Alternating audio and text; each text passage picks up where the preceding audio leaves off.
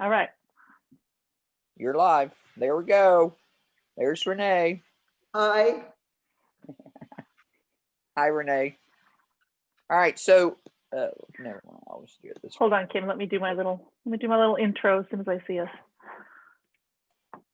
There we are. I think Tony got a new hairdo.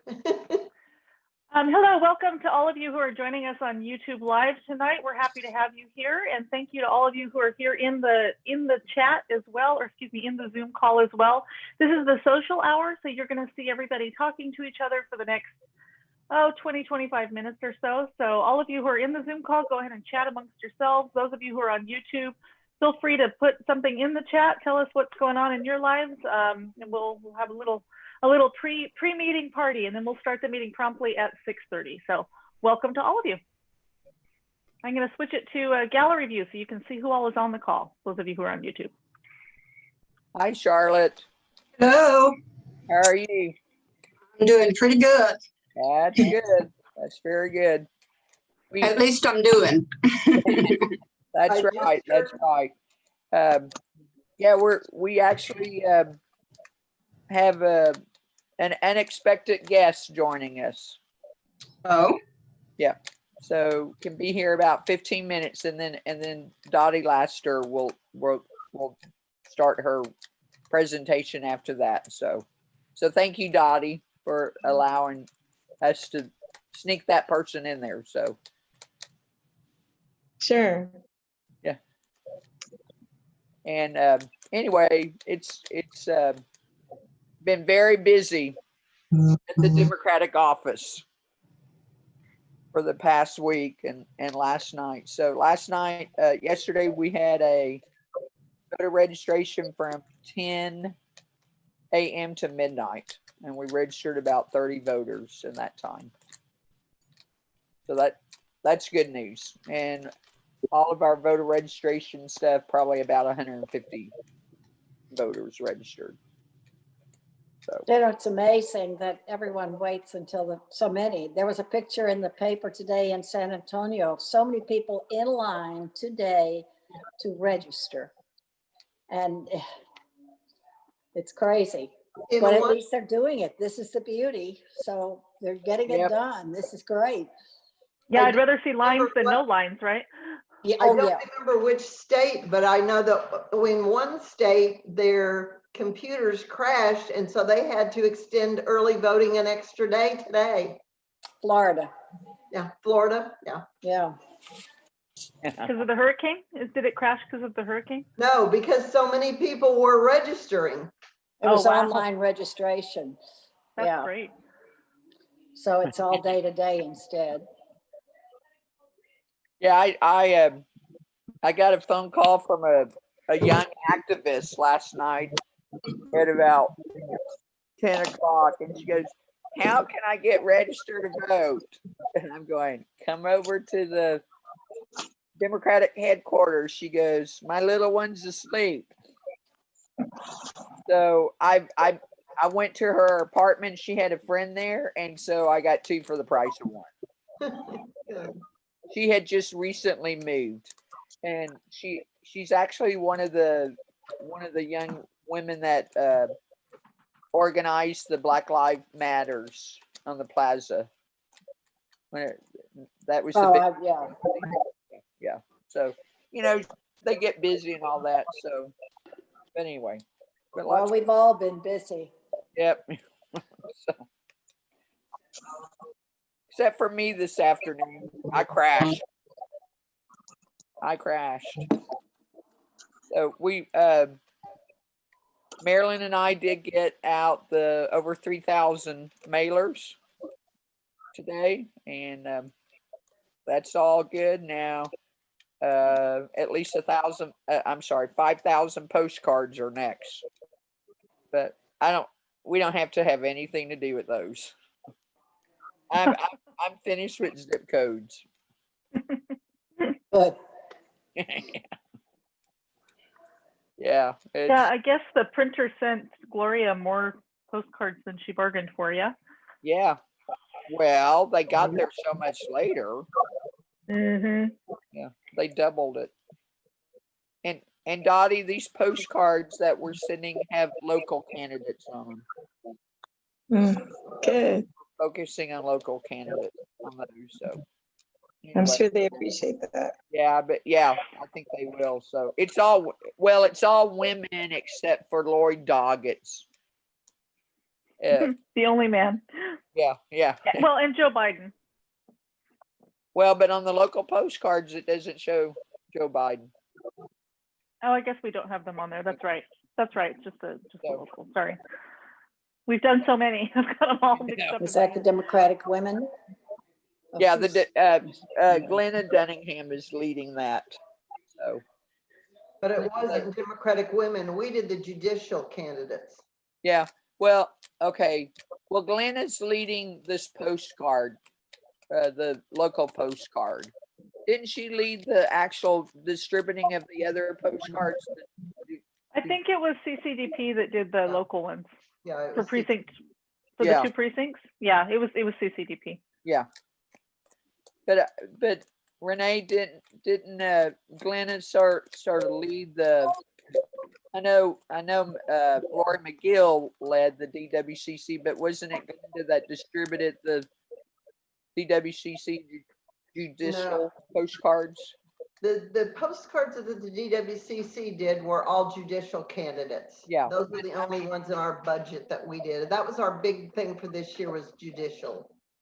But didn't Glenna kind of organize how to get That was with it out? CCDP. It was not through DWCC because I'm on the board and we never discussed those postcards.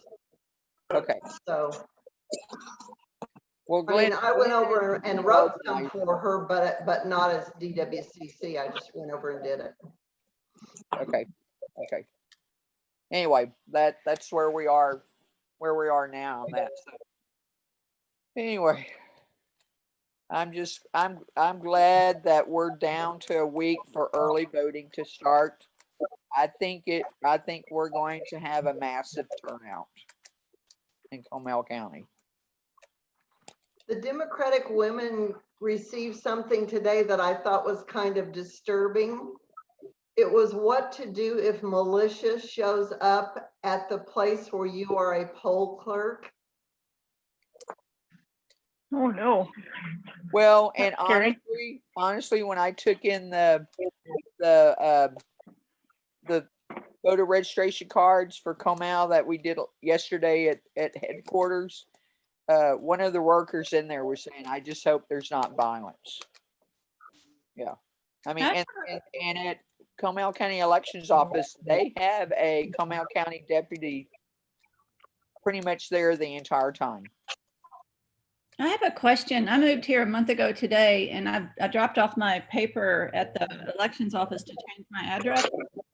And because I'm in a new county, I couldn't just do it online. Can I just go to a polling site and vote with my driver's license that does have my new address on it? Yes. So take Has to your be photo registered. ID. Your photo ID does not have to have that new address on it. So you, did they give you a receipt? No, they Okay. weren't wearing masks either, but So you did a change of address, right? Yep. Okay. What I suggest you do is if, what happens is that, at some point that the county has to load all the voting records into the computer voting system. And so if your name is not there, which it should be since you were already a registered voter, just say that you did a change of address today, and ask them to call the Comal County Elections Office. Yeah. So that and I'm not saying it won't be done. I just want you to know something that you can do if you're not there. And perhaps choose to go to vote early at the Comal County Elections Office, because then there's people right there that can help you. I mean, the entire staff okay. is there.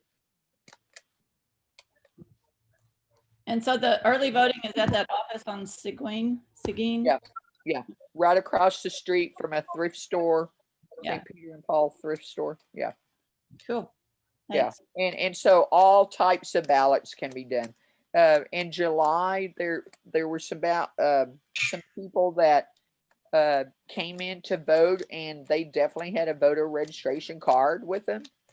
And but they were not showing up in the system. And what had happened is they loaded the information in before that particular couple had their information added in.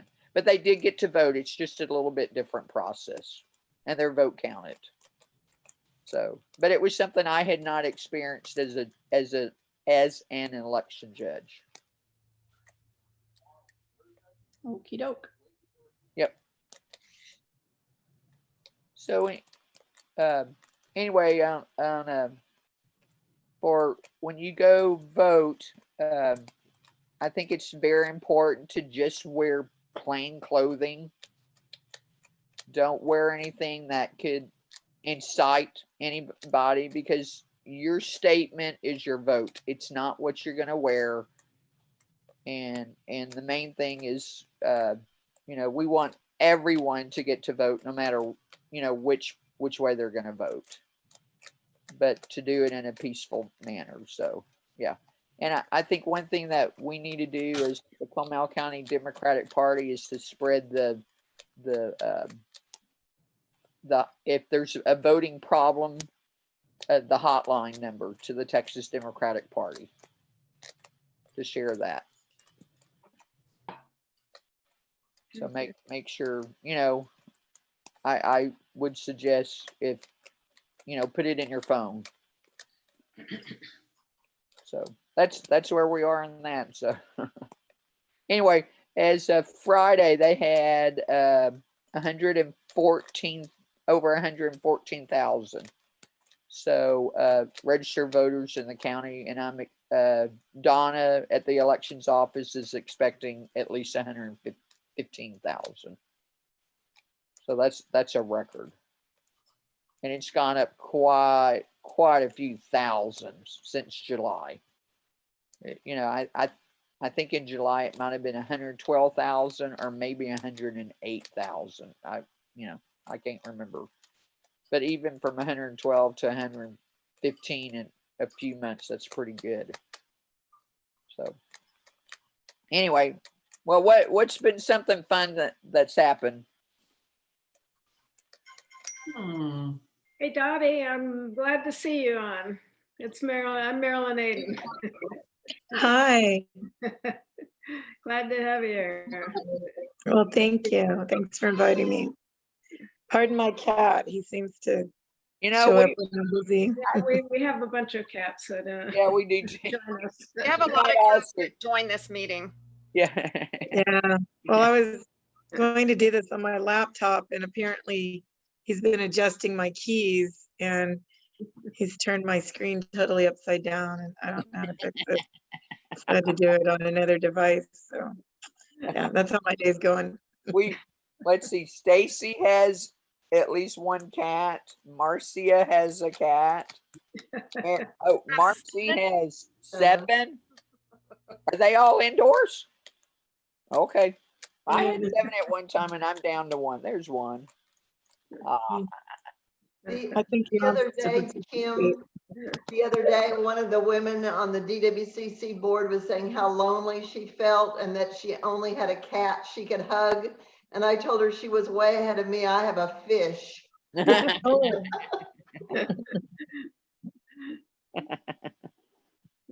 Yeah. Well, I tell you, I don't know what I would have done without Cortez. Really would not know what, to not have someone to talk to. And he's so good at just curling up and purring and all that, making life a little bit less stressful. So anyway, but yeah, he's my squirrel baby. Tony always says, you always say you got to go get cat food. Cat food for Cortez. I'm going, yeah, because I can't get too much at one time. He thinks it's too old. Hi, Margie. Hi, Charlotte. Hello. I had to go and make myself a sandwich. Hello there, Margie.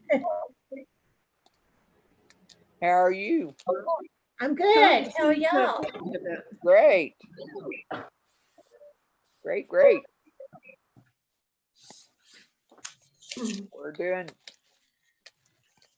We're doing well. 1 week to go, actually. No. I guess Yay. I guess we would actually be closing the polls about this time. I voted yesterday. The polls. I turned mine in yesterday, and I'll just be open. I'll tell y'all I voted for Democrats. Okay, good. I'm stunned. Straight blue all the way through.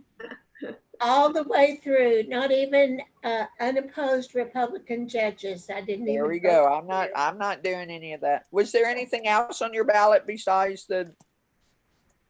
No, not on mine. Okay, because there are going to be some things on some people's ballot, unless all those different organizations decide to be smart enough and not include those. You know, just wait till May to do them. So, like the city of New Braunfels had planned to do 22 like charter amendments. Oh, That was going to be an easy vote for me. I was just going to vote no all the way through. I thought it. You know, we don't need charter amendments and a so president. when are they going to do it? Are they going to do it later? I think they're going to do it in May.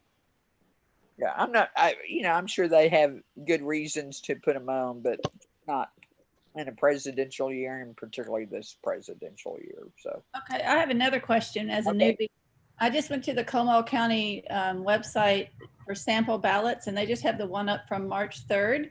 So where would be another place to look for a sample ballot for October for Comal County? okay, and you went to the Comal County election to the Comal County Elections Office website. I'm at Comal County Democratic Party. Sorry? Which website did you go to for a sample ballot? co.comal.tx.us. Okay. I'm surprised that they don't have one up yet. I actually called just a few days ago and they were like, we just got them. We're trying to get them on the website. And I haven't looked back, but that was not even a week ago, probably 4 or 5 days ago. They were saying they just got that information. Yeah, because there's been some lawsuits.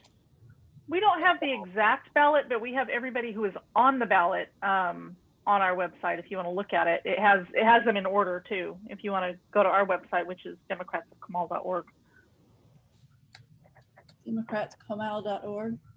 Yeah, I'll show it later in the meeting so you'll have a chance to see it. But if you go there and click on vote, there's some downloadable, there's a ballot, there's information about voter registration. Did you find it? No, I'm at democratscomal.org and the site can't be reached. Democrats of Comal, I'm sorry. Oh, found it. Thank you. There you go. You're welcome.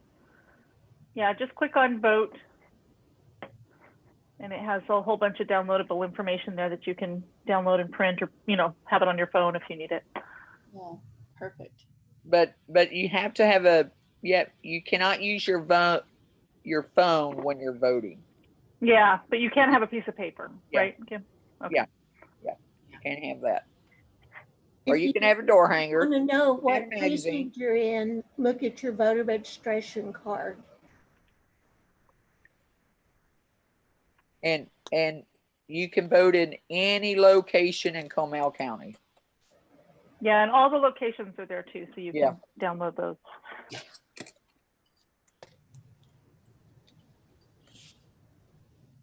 Tony, you're muted. We can't hear you. Oh, thank you, Angie. Angie just put our website in the chat. If anyone is looking for it, it's right there. League of Women Voters. They have the ballots. Yeah, and I can't believe there wasn't one on the Comal County election. I thought I saw one on there. Comal County Election Office website didn't have one. I don't know that it was the election website. It was CO, which I think is Comal County website. Yeah. Election office. Huh. And there's a shorter version of it. It's either, I think it's vote Comal or comalvotes.org or .com. They finally decided to make it simpler than the. No, I think, we did one too that was really. Yeah, that's quick really to take. simple, and then they came out. So I get That's all right. Yeah. Doesn't hurt. Yeah. Nope. They all go to the They're same showing place. some kind of ballot. Is that a mail-in one or is that This is the mail-in one, yes. Oh, yeah. oh, great. Yeah. I'm turning mine in tomorrow. Good. That's good. This is the other side. Yay. You're going to hand it in? Yes, in person. In person. Great. Yes. You And know- anybody with a mail-in ballot, if you hand deliver it this week, you won't wait in line. So I'm that'll so glad our county is not as big as Harris County. Can you imagine those that is people? ridiculous. That's know. ridiculous. I don't see how that. I know. But I think people are determined enough that no matter what roadblocks they're putting up, they're going to find a way around them. Mm-hmm. The more they try, the more determined people will be. Kim, the stream has stopped. I'm not sure why. I don't know why. You might go into the YouTube and see what's going on. Oh, here's something interesting. On my voter registration that I turned in last week, the valid date starts October 29th. So I've got to wait to go vote. Now what? Well, I don't. Can I share my screen? No. The valid date, it starts on October 29th. It didn't start when they entered it into the system. It starts a couple of weeks from now. Well, that's weird. The last, that's the 30th is the last day of early, but yeah, that is strange. I don't think that. You have to wait 30 days after registration or something? That doesn't make sense. Because the last day of yesterday was the last day of register. If you wait 30 days, you miss the November 3rd election. Right. So that's not. Hey, Kim, since we're going to start in like 8 minutes, you might Okay. go over to your YouTube page and see if you can figure out what's going on. It looks like everybody's there. But it's not showing on YouTube. On mine, it's showing live. 3 people are on it. Oh, maybe I'm looking at the wrong one. Maybe I am. I'm sorry. I was looking at an old meeting. You're fine. Hi, everybody. Sorry. I will take this opportunity, though, to remind all of you who are in the Zoom call right now that this is being broadcast on YouTube, and it's a public meeting. So anyone that we've broadcast the link all over the place. So lots of people could be watching us. I just want you to be aware of that. So as you're speaking and looking at the camera, just know that it's not just this Zoom call. People are going to be watching it on YouTube as well. Not that I'm worried about anybody in this call, but I just wanted you to be aware. Also, for those of you in the Zoom call, when we start the meeting, I'm going to mute everybody. And those of you who are speaking, if you can unmute yourselves when it's time for you to speak, or if you have a question or something, you're welcome to unmute yourselves, but I'm going to mute you at the beginning just so we can hear our speakers a little bit better. Okay, we still have another 7 minutes or so before we start, but I just wanted you all to be aware of that. Is Mike on yet? I haven't seen him yet. Seen Mike on yet. Okay.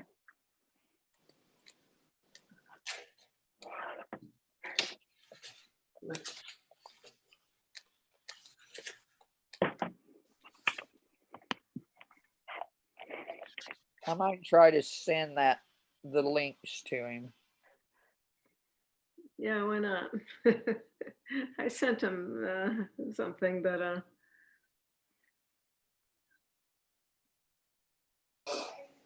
Hi, Joyce. I didn't see you sneak in. And it's Rogers and Hello, everybody.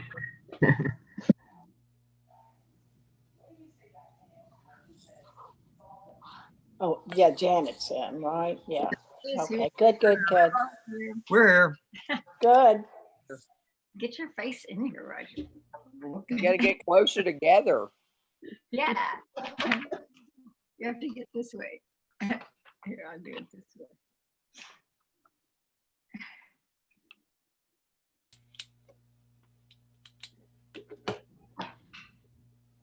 Okay, well, there it goes. Where is it? Here it goes. Well, I will say I saw a great sign on Common Street the other day, and it was "Fire the Liar." Saw that today. I thought it was just terrific. Who did that one? It's just no name on it at all. It's just "Fire the Liar." You can make your own assumptions. And I loved the thing that my friend from New Orleans sent me today, and I sent it to some of you, that said it was the White House with the coronavirus heading toward it, and it said flew, FLU, over the cuckoo's nest.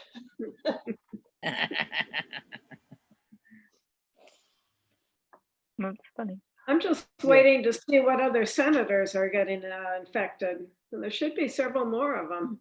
Stephen Miller just tested positive a little bit ago. That makes 18 at the administration.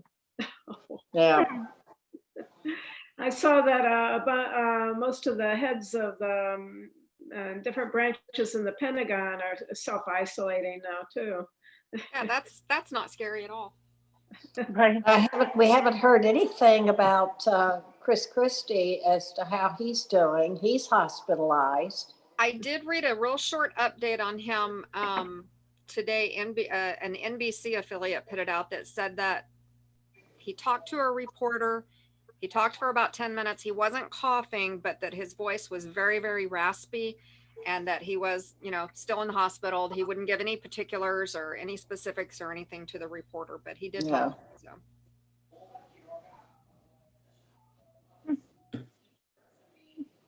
One I'm curious about is Bill Barr. Absolutely. Yeah. Absolutely. He was in touch with everybody at that meeting, right? Yes. Oh, he was.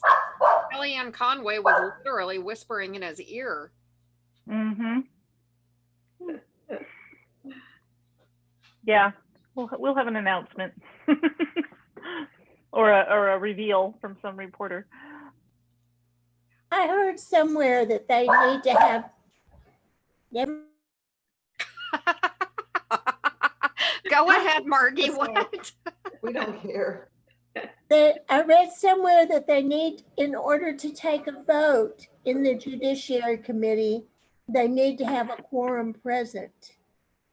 And I don't know if that's right or not.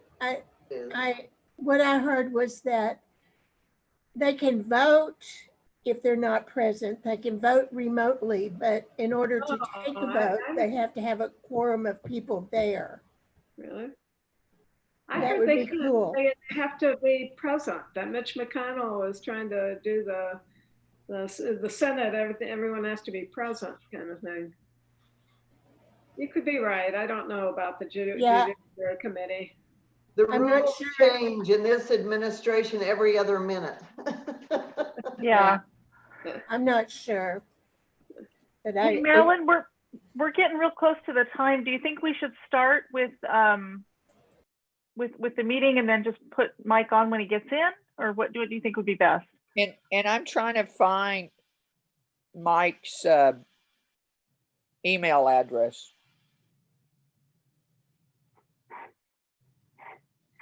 Can I just send you the link and then you send it to him?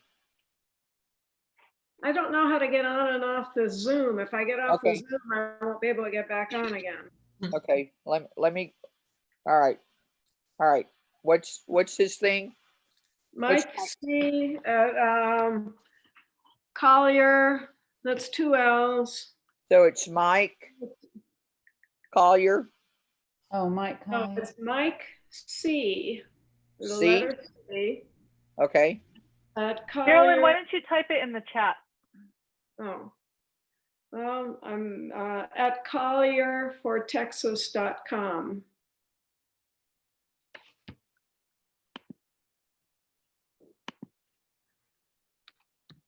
Okay.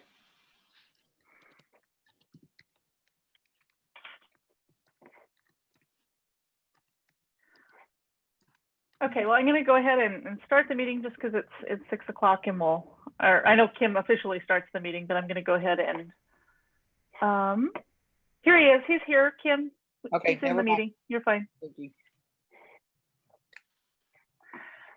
Okay, I'm going to go ahead and mute everybody except for Mike when he comes on, and I'll go ahead and just sort of introduce people. Is that okay, Kim? And then I'll turn it over to you so you can turn it over to Marilyn and take it away from there. Is that all right? Okay. Sounds Okay, good. cool. All right, so I'm going to switch to speaker view, and I'm going to mute the crowd.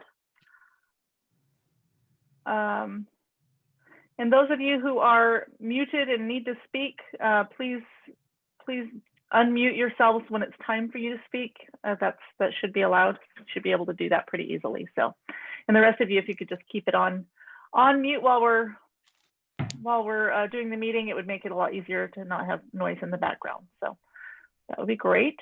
There we go. All right. Those of you who are joining us on YouTube tonight, thank you very, very much. Welcome to the meeting of the Democrats of Comal County. We're excited to have you here tonight. My name is Stacy Osborne. I'm the communications chair for the organization, and I'll be kind of running the back end of the meeting tonight, but I'm going to go ahead and introduce our president, Kim Farlow, who will tell you what we have coming up in the meeting. Kim, go ahead.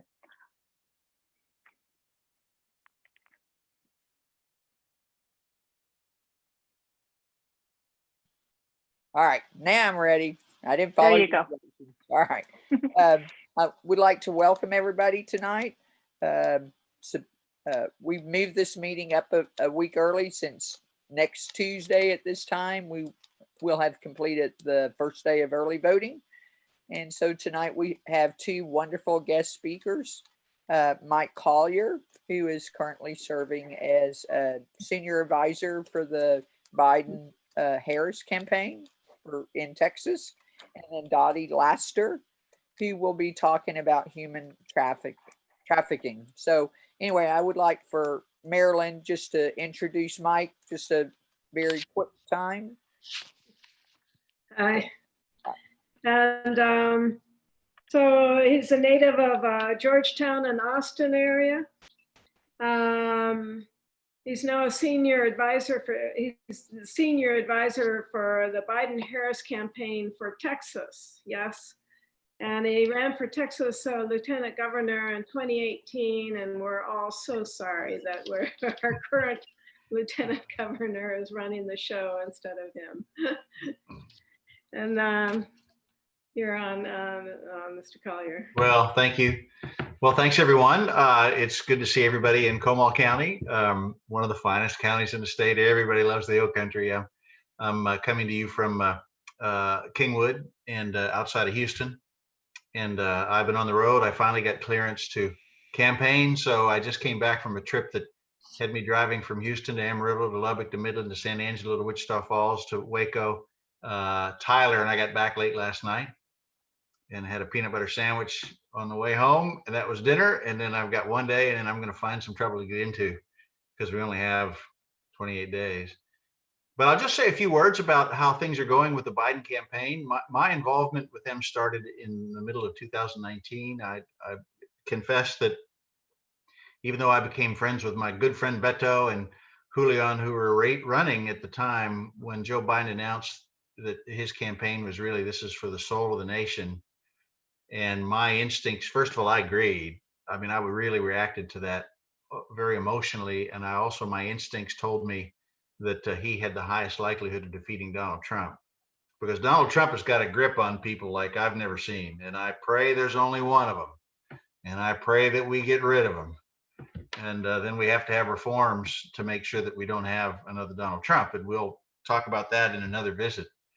When the congressional candidates call me and ask me for money and support and prayers, I always say I only have one request, which is that when Democrats control the House and the Senate and the White House, we have to make sure we never have another Donald Trump again. And democracy has to work. And the other thing I'll say, and I just came off of a meeting with the Biden National Finance Committee. I'm so honored to sit there. I never utter a sound. I don't say a word, and I'm not short of words, but I never say a word because I'm so impressed. But these are the folks at the very, very, very top of the ticket and the operation, and they were talking about the possibility of Donald Trump, claiming that he won when he didn't win, and we all know what happens on day 2 and day 3 and day 4 and so forth. And they've got a handful of remedies to prevent that from being an issue. I'm not allowed to talk about what they are, but I can tell you I'm a lot more comfortable now than I was before now that they have some very sophisticated plans to make sure that they control the message that goes out when Joe wins.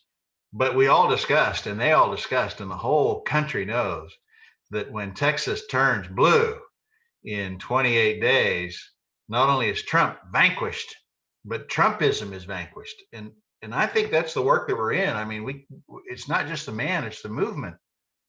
And the movement is not us. We don't recognize it. It's racist, and it's uncivil, and it's dishonest, and it's vicious and horrible. And while I pray for his recovery, we're all Americans and he is our president, I'm just astonished. I'm just astonished at what he's telling people now, that this is no worse than the flu. And I could get into that all day long. I don't need to, we're all in the same place on that. I just want to say a couple of things about Joe's path to victory in Texas. First of all, the reason why, of course, I went and knocked on their door and I said, can I help you? But everybody knocks on a candidate's door and says, can I help you? But the reason why they opened the door and said, yeah, come on, we'll help, because they looked at the numbers and they saw that in my particular race in 2018, we actually did quite well outside of the urban counties. So Beto just rocked and got the most votes of all of us. But if you get into the non-urban counties, there's 172 of them. I actually did slightly better. And I'm no Beto, but I explained to them the reason why I did well is because I brought an issue to people's minds that they cared about. They were so passionate about public education that they even stopped thinking about party. And of course, I was running against El Diablo, Dan Patrick, who was public enemy #1 when it comes to education.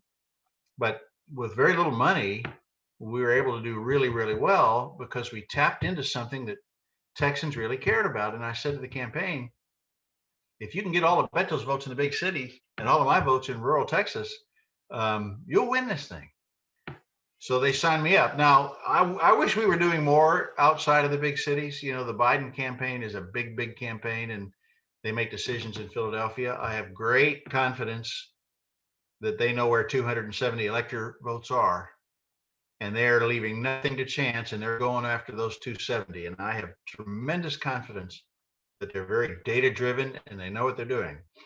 That means in Texas, it's up to us to make sure that we work hard to flip this state for Joe and to flip this state for, as I say, killing Trumpism and saving democracy, really, when you think about it. Now, the good news is the Biden team is going to start putting money, and you might have seen this in the newspapers, they're going to start advertising in Texas. And that's the first time, to my knowledge, in a long, long time that any presidential candidate, Democrat presidential candidate, has invested in Texas.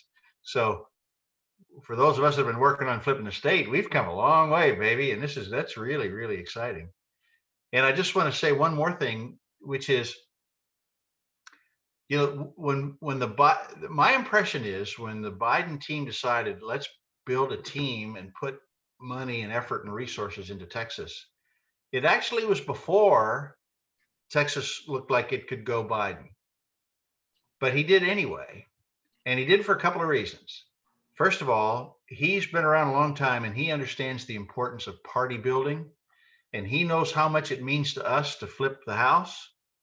And he knows that we've got great candidates. We're only 9 seats away from flipping the Texas House. And he knows that flipping the Texas House, and even if we don't happen to, but still keeping the momentum, he sees the momentum in Texas for Democrats. And he understands that that is a very, very important thing to the entire Democratic national franchise. So he began to put staff and money into Texas even before it looked like Texas could flip, because Joe knows that he's got to build Texas, because that's the future of the Democratic Party, in my opinion. And then the good news is his polling numbers have just gotten better and better and better. Now, I can't sit here and tell you that the polls say he's going to win, but I darn sure can tell you that the polls say that he can win, because it appears to be a razor close race in Texas, which means if we just work and do all the things that we possibly can to make sure that our people go out to vote. And in a place like Comal County, rumor has it there's a fair number of Republicans. I don't know why, but there's also a fair number of Republicans who have decided that they don't want to vote for Donald Trump, because Donald Trump does not share our values. And so we have to be as welcoming as we possibly can be, and make them feel comfortable and pleased. You know, once they get a taste of being a Democrat, who would ever want to have anything to do with that putrid party that they call the Republican Party? I mean, our hearts are full of joy when we assemble. I mean, it's the most amazing thing. So that's really about all I wanted to say. For me personally, they've got me in my pickup truck, driving around the state looking for TV stations that'll take a minute and put me on the evening news, so that I can tell folks that, you know, basically tell people who aren't necessarily in our Democratic field of view, but we know that they don't like Donald Trump, to welcome them to vote for Joe Biden. This really is for the soul of the nation. And by the way, when Trump got sick, the very first thing that Biden said was, "This is about our country. We're not going to go negative." He pulled his negative ads back. All of us really, we're looking for a fight, right? We're looking to throw really, really hard punches. But Joe has got very, very, very good instincts, and he pulled back. And so many, and I know because I talked to a lot of them, so many independents and even moderate Republicans have said, you know, Biden does have what I'm looking for in terms of a leader, and I'm going to sign up to you guys. So this is just a really, really, really exciting time. And I couldn't be happier.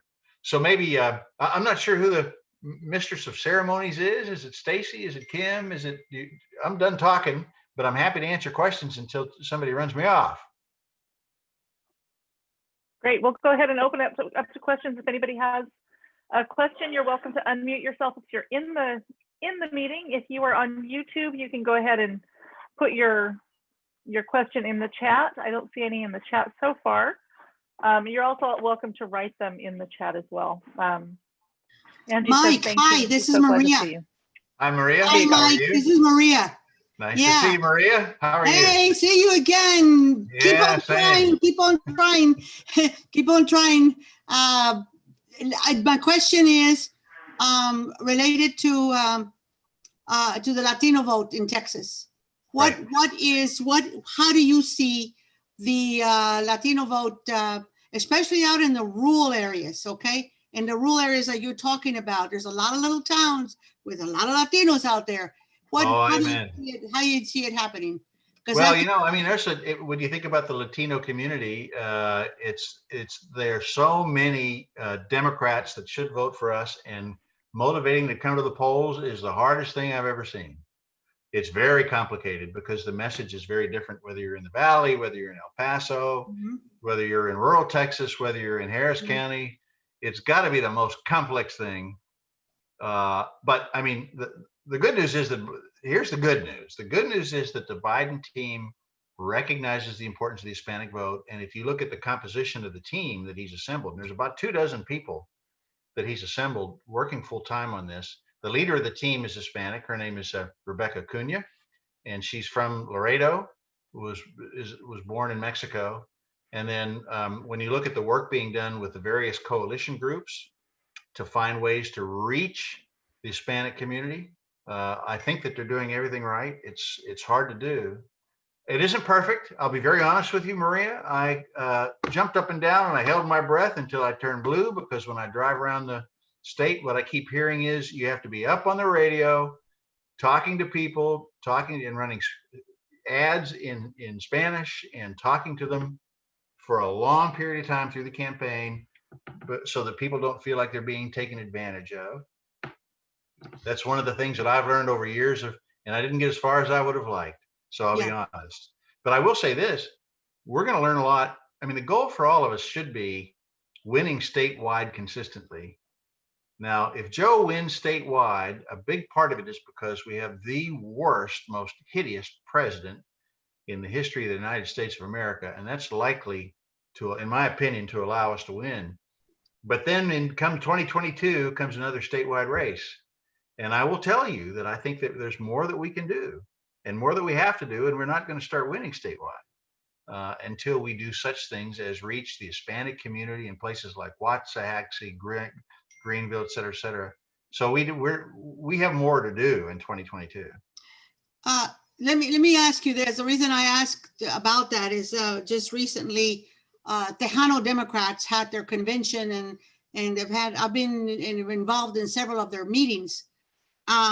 Is there any coordination between, I know that they're one of the groups under the SDEC, the Tejano Democrats, Hispanic Democrats. Is there any coordination between the Tejano Democrats of Texas, all over the chapters all over Texas, and the party? Well, I would say there is. How effective it is, I don't know. I know that on the Biden team, there is a coalition director. Her name is Shakira Dennis, and she's in touch with them. And I know that there's a Brooklyn Mosley is the coordinated campaign coordinator for the Biden team. So, you know, God love the Democratic Party. We're coalitions, loosely organized. The common thread is that we love democracy and we have compassion in our hearts, but we're very loosely organized. So I know that they're trying, Maria. I know that they're trying. One of the things that I've promised the folks in my travels is, and I intend to do this, whether anybody asks me or not, I'm going to do it. As soon as the campaign is over, we're going to get back on the road. And we're going to talk to people, and I'm going to make a long, long list. I mean, hopefully, presumably, God willing, we're celebrating Joe's success and MJ's success and all the others. But we still have to do better, in my opinion, because we won't have El Diablo Trump to run against. And we have to win in 2022 and 2024. So I can commit to come out to Comal County and we'll have a nice long conversation. Thank you, Mike. Thank you, Mike. We had one question. It was a shout out to our president, Kim Farlow, asking if you're aware of all the work that that Comal County has done, and especially Kim. Well, I hear good news I hear a good story about Comal County, and every time I've campaigned, I've run 2 campaigns, I've always come through there and had a heck of a good time. So you know that there's great energy and passion. So Kim, congratulations. Working hard. So everybody, yeah. Well, I have one question for you. Are you planning on running again in 2022?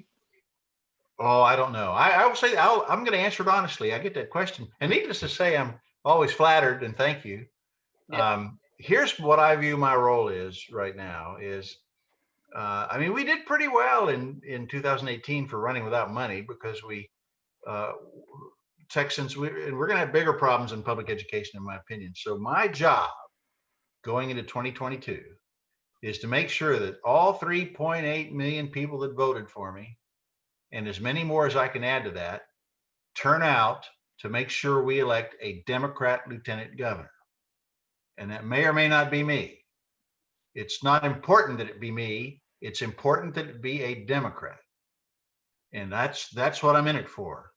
And so I'll be involved and I'll throw my shoulder to that wheel. One of the reasons why I signed up to the Biden campaign is because I knew I'd continue to meet people and learn more, because I'm not going to rest until Democrats win statewide. And my goal is to make sure a Democrat is sitting in the lieutenant governor's seat, and then we can deal with gerrymandering, we can deal with healthcare, and we can deal with education, we can deal with criminal justice reform, and legalize marijuana, and do all the other things we need to do.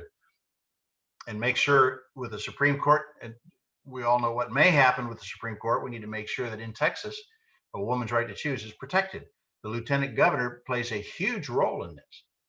So whether it's me or not, it just all depends on my wife's mood, I suppose, and who else wants to run. But I can assure you, I'm in the fight. So, but thank you for asking. Okay. Yeah. Well, I certainly hope you do run. Well, thank you, Kim. Yeah. Well, listen, I'm looking at the time. Marilyn, I know you know because you and I talked about this. I'm actually due to tee up another meeting, and so I have to go now. Okay. I'm zooming to a different part of the state. Isn't it great how we can zoom? But I'm so glad to see y'all. All right. Thank you very much. Thanks for your time, and let's go win this, okay? Let's do it. All right. All right. Thanks Take a care. lot. Take care. Bye.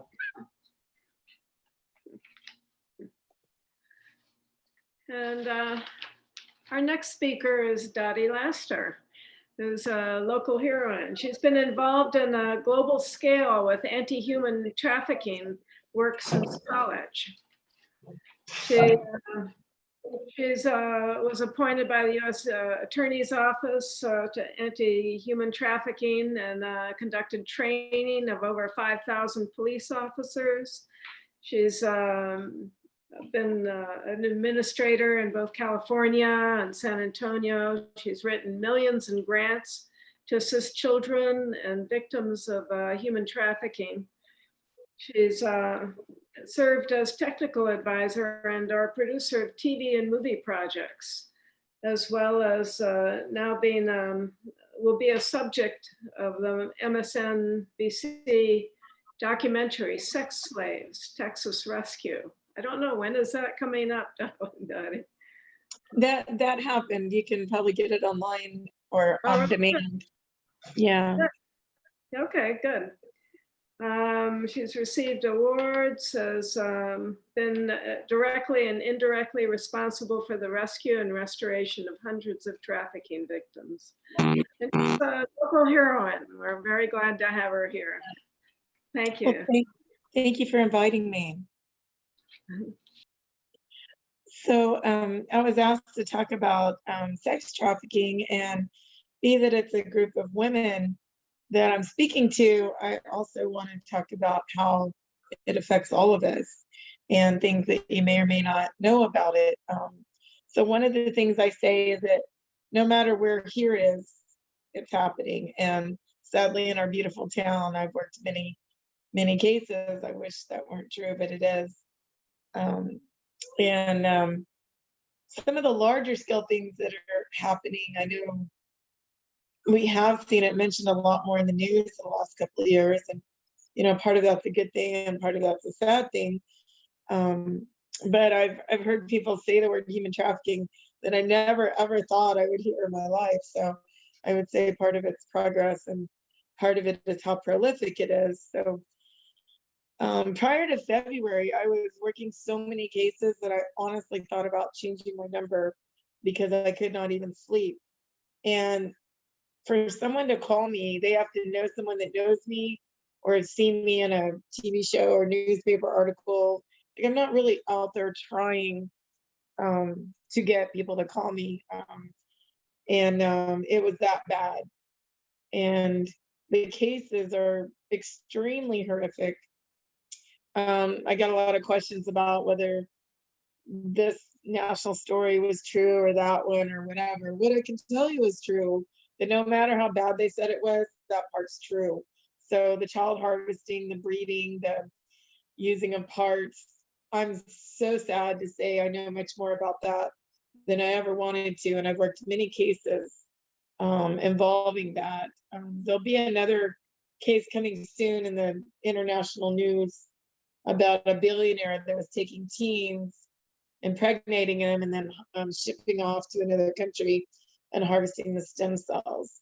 So there is no low level to where this goes. There is no thing you could imagine that's worse. If you can, it's already happened. That's the part of trafficking, that it's existing all around us and has for quite a while. Since March 8th, I've had no new cases, nor have some of my colleagues, and I couldn't figure out why that is. And it looks like there's been a lot of large-scale global arrests that seem to have at least interrupted some of the just large scale harvesting of children. And if you'll search back to any of my stories in the past 5 years, I would use those words. Our kids are being harvested, literally harvested. And from teens into young adults, bright, not so bright, female, male, teen, 20-something-year-olds, college students, non-college students, wealthy, non-wealthy. One of the victims I rescued in mid-2019, her family was so well off that they sent a private jet to get her when I found her. And she had been trafficked by some very, very brutal, ritualistic type sex that they were selling on Facebook of all places. And they were bringing in millions and maybe even $1 billion or so with their efforts. I'll never know, but I could see that their minimum charge was $2,000 up to 6 figures. And so this is what's going on out there. How does it affect us as women? Well, it touches all of us. Commercial sex, meaning anything involving stripping, porn, or prostitution, is marketed solely to men. And there was research done at a great website, if you're ever interested in looking further, it's prostitutionresearch.com. And she tried to study the buyers of sex. And the finding she did not expect was for her control group, she could not find 100 men who hadn't bought stripping porn or prostitution. So there was no control group, which to me was quite a shocking finding. So that means it touches all of us in some way, whether it's our person that we love, whether it's our father, brothers, sons, it's around friends, it's around us. And what I've noticed is that when we would do raids, we would often go during the lunch hour because we would find that the brothels were kind of full during the lunch hour. We would also target convention areas when people were traveling. Of course, maybe COVID helped there. You always look at the positive I can find in any situation. And maybe we can chuck that one up to COVID without the conventions. But we would find areas of transient visitors, and you would find a higher level of victims there. Also, though, if men that we work with are going out on the lunch hour and purchasing sex, how are they treating us when we come back to the office or when we're engaging in business, even as a customer? And so I've for the last maybe 10 years, I've realized part of the reasons we often do feel that we're not looked at the same in the work world may be due to this. And I think that would be a great research to find is how much does it cost women if they're passed over or paid less or treated differently due to commercial sex. So I came together a class that I'm holding called Get Your Smile Back. And I kept having so many women that I had literally helped them as they had been married 20, 30, whatever years. And only then did they find out their loved one had been buying sex, because it doesn't leave a trail. You don't know, there's no jealous girlfriend. And sadly, for about the last 2 years, I noticed that pattern. And so I came up with a course to put together to show women how to watch for it, and also what to do about it so you don't lose your power in your relationships. It doesn't mean you have to give up. It just means you need to take control and maybe look at the rules a little differently so that they're in your favor and not into those that are doing this horribly dastardly deed. And then, it serves my purpose because it stops the demand, which if people weren't buying it, we wouldn't have it. If we didn't have it, our kids wouldn't be targeted. Each kid's worth about $300,000 a year per child. And then it goes up if they're doing porn and stuff like that. So the bad guys are putting in the time. They will target anyone they think they can get, and they won't just go away. Once they get them rescued, no matter how hard that is, and it's really difficult, that's 20%. 80% is what comes next. And very good families in and around our community are having to spend $100,000+ just to save their kid. And I don't mean rescue them. I mean save their life once they get them back, because they're not a kid and they're not an adult. And they take extensive care. And I would love to see policies changed to where we surround the victims with money like we do Medicare or Medicaid or insurance that will help them to be restored, because no individual family can afford it, even the wealthy one with the jet plane. So I appreciate you having me. You can check out any further information on my website at traficking.org, and I think they probably can put a link up. And I'm always here if you have questions or if you need help with someone that may be exploited. I know that we have a question. Yeah, go ahead. Thank you. So first of all, I was stunned to find out that this was a problem. I mean, this is something that happens somewhere else. I found out today after going to your website and reviewing the Vanity Fair article that Houston apparently is it's the human trafficking capital of the United States of America, apparently. And Houston's not that far down the street. I saw folks gathering on our plaza and was really curious about what it was. And after I saw your spotlight in the New Braunfels magazine, the monthly magazine last weekend, that's when I was like, hey, we should have her speak. And I contacted Marilyn, and Marilyn told me that we had folks actually on the plaza with a group, you know, protesting human trafficking to do voter registration. So I jumped up and drove down there because I'm like, who are these people? And why do we not know about them? Because we're kind of do-gooders, you know, we show up and we do good. We bring potluck and, you know, I mean, that's just what we do. So I'm like, who are these people and why don't we know about them? Well, whenever I got down there, I rolled down my window and I heard a guy screaming that Planned Parenthood sells babies. And I snapped a couple of pictures, and I don't know that much about QAnon either, but unfortunately I know more than I want to at this point.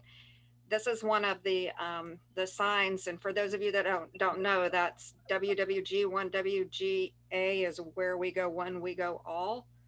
I recognize that, and that really scared me.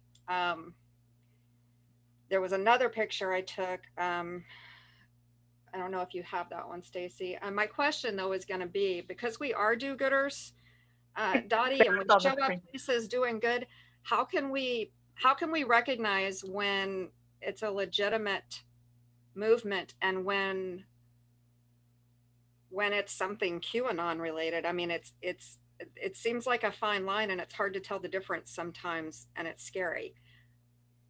Can you talk a little bit about how they've muddied the waters and what we can do to educate ourselves? Well, all I can say is, I mean, QAnon is a bunch of individual people from what I understand. So I don't know the WW1 and all where we go one, we go all is a saying. I think it's also used in other contexts. So I guess the worst part of what QAnon, at least what I've seen, alleges is true. What I don't know is true if there is a concerted effort to stop traffickers. That would be a miracle. I mean, I don't know that that's there. I'm not busy as I was, so I don't know why, except for if you watch the justice.gov website, that's the U.S. Attorney's website, you'll see some announcements of some pretty large cases. One is right down the road in Guadalupe County, that really impressive wildlife park as you drive by I-10. Those guys have been operating. I first became aware of them in maybe 2010. And they've been operating for decades. It's actually a cult, and cult is just a disguise for traffickers. They're always doing labor and sex with kids. I mean, look at any cult that gets busted, you'll see that. So this particular one, they got arrested late last year, I believe. And I know that stopped the flow of thousands. I've been watching them over the years, and they're very, very dangerous, very brutal. And they operate that ranch. They also have places in Houston and all through Central America. There were some other ones. There's a gang called CGNJ. I read that 710 of their upper level members have been arrested, which is different. Mainly I've seen just whoever's lower level, but following the money and seizing the assets has long been what DOJ, well, what I've trained, and seems to always been the stop. So I think some of those have definitely stopped this massive influx. The case that I'm crediting in 2005 with triggering the largest rescue of human trafficking victims in the US was in Houston. Of course, it went all through Texas and into Mexico and Central America. They had operated for 20 years. And I rescued a minor that was sex trafficked, and she led to the rescue of 120 other victims. But later, as I helped more victims, I found out they had gotten new truckloads of new victims, minors and adults, every 2 weeks for 20 years. And they've driven right through here. They've been here. Mainly what I saw in the later years, because of where I was leading the Heidi Search Center, I saw US citizen victims. And that was like every kid on the internet. I used to say, I don't know how any kid's gonna survive this, because I had anywhere from baby selling, again, right here, all the way up to college students. They were being targeted, lured, groomed, and tricked. So the worst part of what QAnon alleges, I wish I could say it's false, it's not. The best part would be that a very concerted effort is out there to stop it. I hope so, but I don't know. Now on the Wayfair, that was a total hoax, and it was started by somebody that was a new person, and from what I read, was a newer person to trafficking. And you often do that, and when you get into this, you see trafficking everywhere. There was a whole lot of reasons that wasn't children being sold by those SKU numbers. And if it was, what you would do was report it to ic3.gov or to your local authorities. You would not then tell every predator and pervert, and they're all on our email list, and they're all on our Facebook and our LinkedIn. We don't know, they don't wear a sign and tell you. But if it had been, whoever that was drew every pervert on everybody's list to those kids. So that's why that was bad. But it was someone that was new to trafficking that thought she saw trafficking everywhere. I read the blog that I guess started it. Wow. We have a few questions in the chat, so I'll just read them if that's okay. Sure. The first one, I heard that there is a particular restaurant in New Braunfels which is known for human trafficking. Is that just a rumor, or is there such a place? There is such a place. So, and when we're in a closed room, I talk about it here, or, you'll just have to ask somebody that knows me, they'll know. Okay. And it's and everyone knows it, and they know me, and I know them, and we all know it.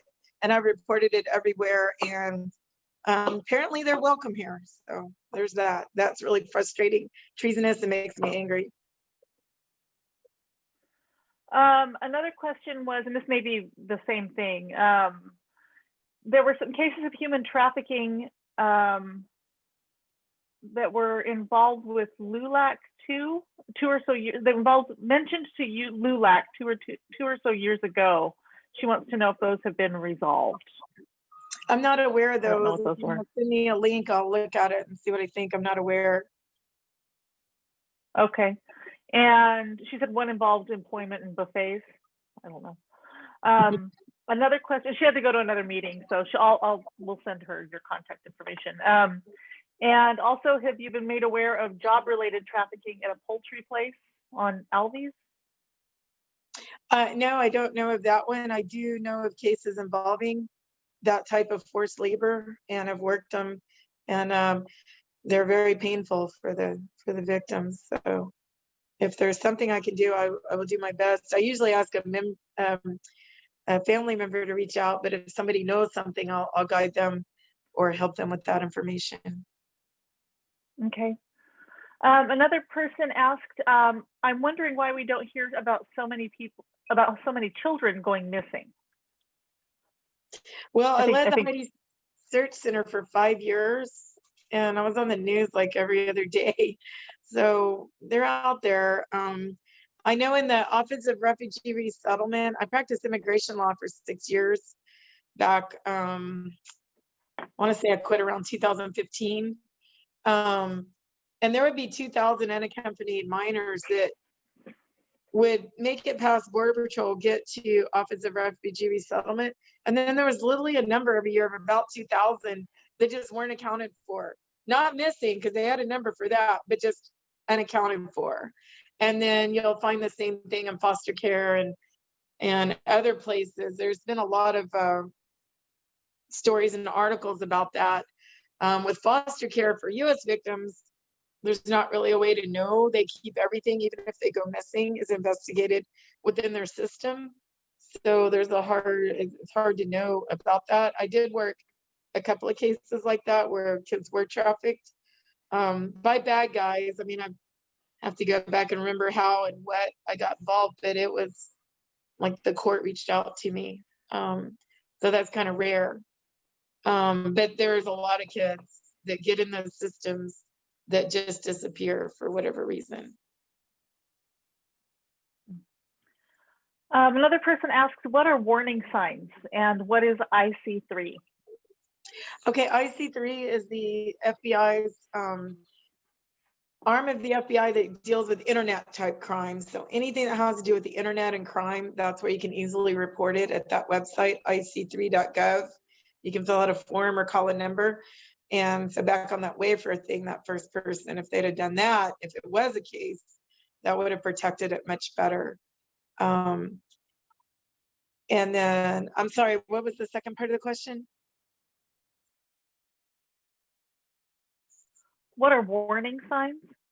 Oh, warning signs. So if you're dealing with teenagers, it's very difficult because it often looks like normal teenage problems, but as they start to isolate, withdraw, not to be friends with friends they had for years, to have a lack of interest in maybe their sport or their hobby, to their grades failing. One of the first questions I always ask is, are your grades failing? You know, how are the grades? When did they change? You know, has she been in trouble at school? And then I'll say, was she ever in trouble before? So we'll find, okay, so a kid who's never gotten in trouble all the way till age 14 is suddenly in trouble all the time. You know, things like that. On my website, I have a list of red flags. I also have a document called Stages of Grooming, and you can see those subtle differences between when it's just a teen that's kind of in angst and a teen that's being targeted. And mainly, you just need to spy on these kids. You can't parent with privacy. They think they can handle themselves on the internet, but they've never been up against these monsters. And so they're outmatched from the beginning. And most of the victims, when I get them back, I say, when did it start? They're finally able to talk to me after being unbrainwashed and, you know, away from the bad guy. And it always starts with this simple hi. Somebody said hi to me, and that opens the door. So parents, I'm so grateful my kids are in their 30s, because the internet was nothing to worry about when I was a parent. But now with interactive devices, which came about, I want to say around 2008, it's a whole new ballgame, and your kid is connected to every bad guy in the world 24/7. One of the other ones I threw out there is, if you take your kid's phone away, bad guy wanted you to do that. It's already like there's this script you're already on that you don't know about. You need to look for a secondary device. They will have another device you don't know about. And the bad guy will just get it to him, or already got it to him before he lets himself be discovered. So you're coming to get up against some pretty elaborate criminals if your kid's targeted. And I would say all kids are at least targeted.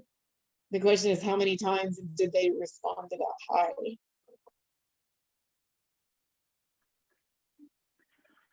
We don't have any more questions, but we have put your website in the chat for all of you who want to visit that website. It's traffickingvictimrescuecentral.org.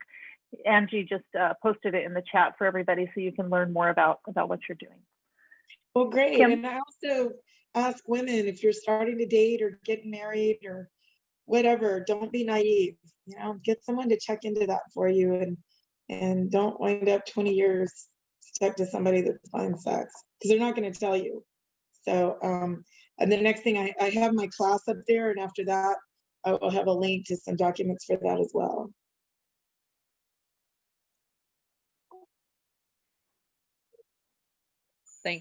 Thank you so much, Dottie. Sure. Well, thank you for having me. This topic is something that honestly I just don't know very much about. So I really Well, I tell you what, we're women and it affects us all, and we are not powerless. And I think we are the difference. I think we can make this not risk-free and not tolerated. And so any way I Right. can help with that, I always will. We can't tolerate this for our kids, for our spouses, for our boyfriends, for our sons or our fathers. And it's up to us as women to take that power back. So I'm here to help with that. Yeah. And I think that saying about it's up to women, I think women are going to make the difference in the election this year. So yeah. We always do. We just don't take Yeah. credit. So anyway, anybody else have a question? All right. Do you see anything, Stacy? No, I haven't seen any other questions. Nobody's put them in the chat, so I think we're good. All right. Oh, I'm gonna sign up then. Angie is doing the clappies signal. Oh, thank you. Yeah, thank you. Well, I'm gonna sign off in and get this cat off my computer. All right. Well, my cat is right next to me, purring up a storm. So awesome. Well, thank you again. All right. Thank you. Have a nice evening. And really appreciate you joining us tonight and giving us some very, very important information. Well, the pleasure is mine. Good evening. All right. Thank you. All right. We're going to start our general business part of the meeting. And we're going to start with the minutes from our last meeting. Sir Marcia is going to give us an overview. Well, they've been sent out. Okay. And I wonder if anybody had any questions, corrections, additions. If no, I will consider them accepted as written. They're fine with me. Thank you. I think that means it's up to me now, right? Yes. Membership report? All right. Yep. So we have one new member this past month. That puts us at 179, which is phenomenal. And 38 key members, which is so appreciated. I know I say this every time, but we have been unable to fundraise in a traditional way during a crucial year. So I appreciate all the membership dues that have been coming in. That's really helped sustain us when at a time whenever we need to be spending money. So thank you all. And to that end, it is renewal time. It's October. So if you haven't already, please renew your memberships. It doesn't look like we're going to be doing any potlucks anytime soon or fundraisers. So please renew your memberships this month, and that'll take you good through next year. We talked about it a little bit. We'll do a membership drive after the first of the year, but that's like a million years away. So we won't talk about that tonight, but thank you, everyone.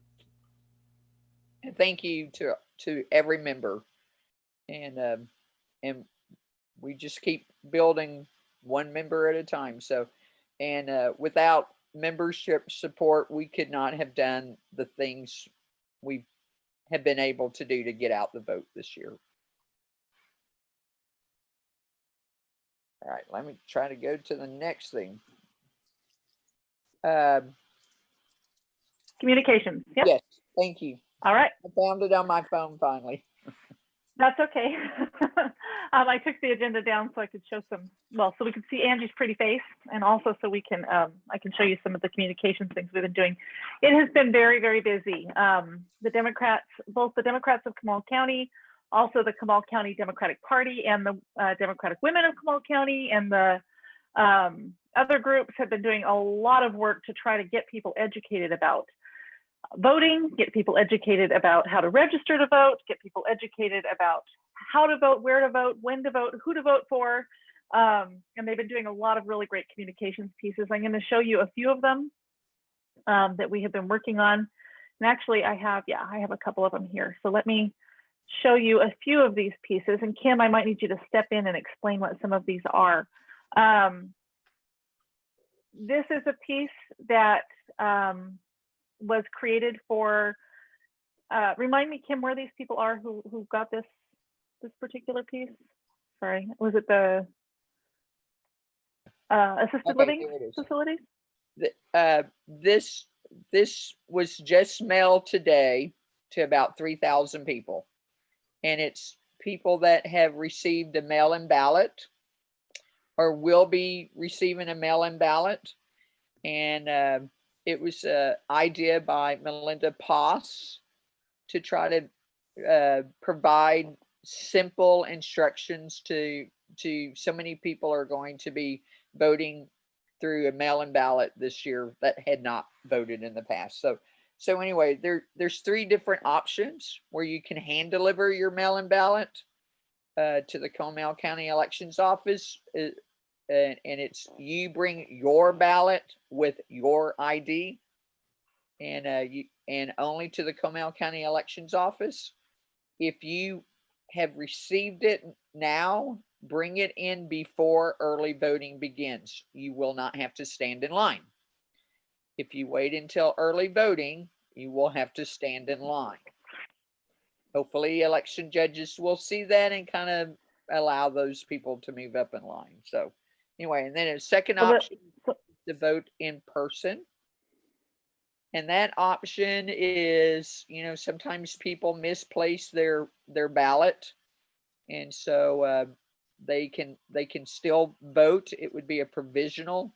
If they bring in their mail-in ballot and say, I'm surrendering it and I want to vote in person, they can do that. And that can be at any voting location. And then option 3 is mail in your ballot. And on that, I suggest people do that as soon as possible. Don't wait. Put a stamp on it. If you have 2 stamps, put 2 stamps on it. It should make it with 1, but we want to do everything we can. So besides this 1 page, we had a half a sheet that gives more details about each of the 3 options. So yeah, so that was the most recent was one. found out today. Yeah, that was the most recent one that we did. We also have this is our mailer that the Democrats of Comal County put out a while ago, and we have updated it with some more current information for people about how to make sure that you have an acceptable photo ID, make a plan, understand the process, just basic voter education information. I believe this has gone out over the last few weeks. Is that correct, Kim? Yes, and it's also being reproduced at the headquarters. And so when somebody comes in, they can pick up what we call a voter education packet. They actually ran some more copies yesterday because we were running low. So the volunteers there, the people that I have given it to have been very appreciative of it. So great. And this is and one voter that I thought of on this was a person who was born in 1954, but has never voted. And so I give Maria and Camille great credit for all the phone banking they've done to reach out to Hispanic voters that have never voted or low engagement voters. That for that person to come in the office and want to know about voting, I'm pretty sure he will actually go vote. So, I mean, somebody that has been, born in 1954, he certainly has been registered for a long time. So, anyway. Yeah. So this is following our little theme of stand up, speak up, show up. We try to use that on pretty much everything that we do. So, just wanted to show you that piece. Oh, there we go. These are the individual pieces that went with that first one that you saw, the options that went to everybody that had very, very specific information about hand delivering, voting in person, mailing your ballot. We tried to make it super clear and really easy to understand. We also have, I will show you, we've been running our ads in the spotlight in the Herald Zeitung, and our most recent ad came out on last Thursday, right? Yeah, Thursday the 1st. Yep. And I'll show you what that looked like. We're excited about it. Here it is. Democracy is on the line. What will you do to save it? Really great message that we came up with. I think it looks really good in the paper.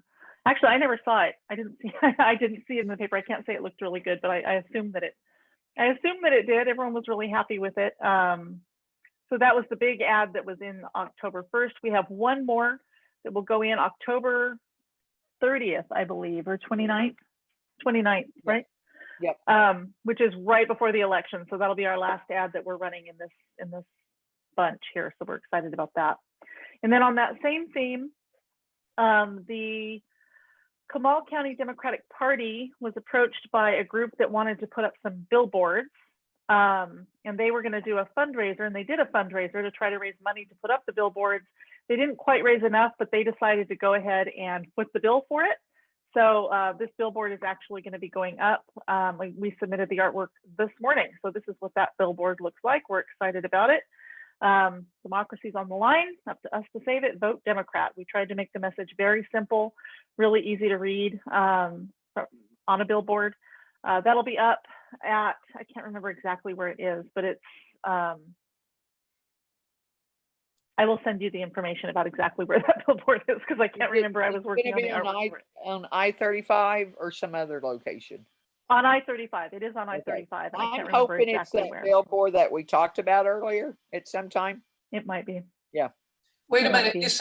you said when they couldn't raise the money, they decided to go ahead and pay for it themselves. You didn't mean CCDP, did you? No. No, it's this group, paid for by Americans for Democracy is the name of the group. That reached out to us. And it'll be up a month. Yeah, it'll be up for a month. And I think it'll be up starting next week. So we'll send you pictures when it's up. It would be up this Saturday. Oh, that's soon. Okay, great. Great. Well, they have the artwork and they're ready. They're producing it now. So we're excited about that. And then we also just have been working really hard to get out the vote. I have, let's see if I can find our website because if I have it up still. I did have it up. Bear with me just a moment while I put up our website because I want you to see that we have posted all of the information. Most of the pieces that we've created recently are there. We've also, let me open this.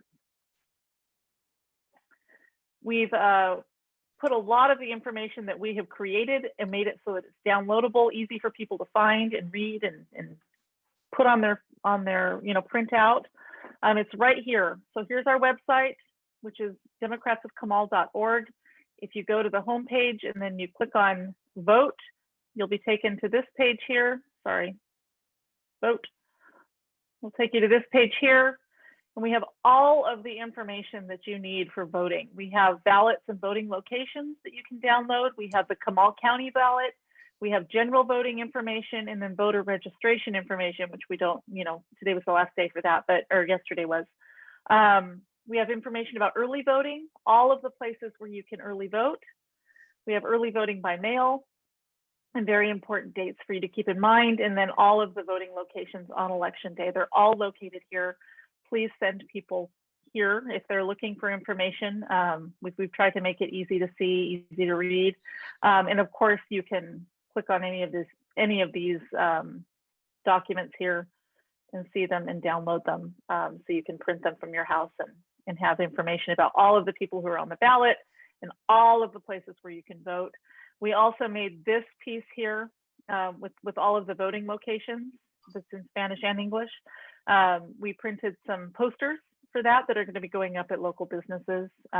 So I think that the Democrats of Comal County paid for that. At least 10 are already up on the posters. And a young volunteer who's related to Mary Padilla is the one that took 5, and she came in a few days later and took 5 more, and she says not one business has declined her because this is a partisan thing. Yeah. Great. Yep. Also on our website, locations. Go ahead, Stacy. No, that's okay. I'm sorry. Also on our website, you can find our store. so you can find all the things that we have. We still have merchandise available.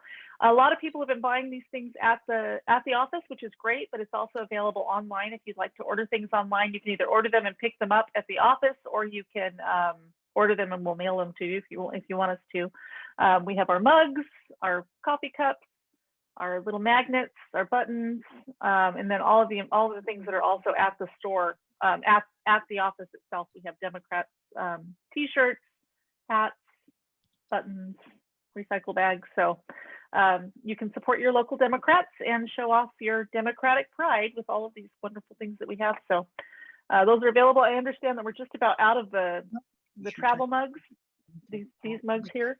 We're almost out of them at the office, but I do have some here, so we'll be replenishing that supply soon. So we love that people are buying these, and just keep it up. We are counting on you all. So just help get it out. And Marcia was donating Democratic honey that I think is all sold out. It was so good. So good job. It is.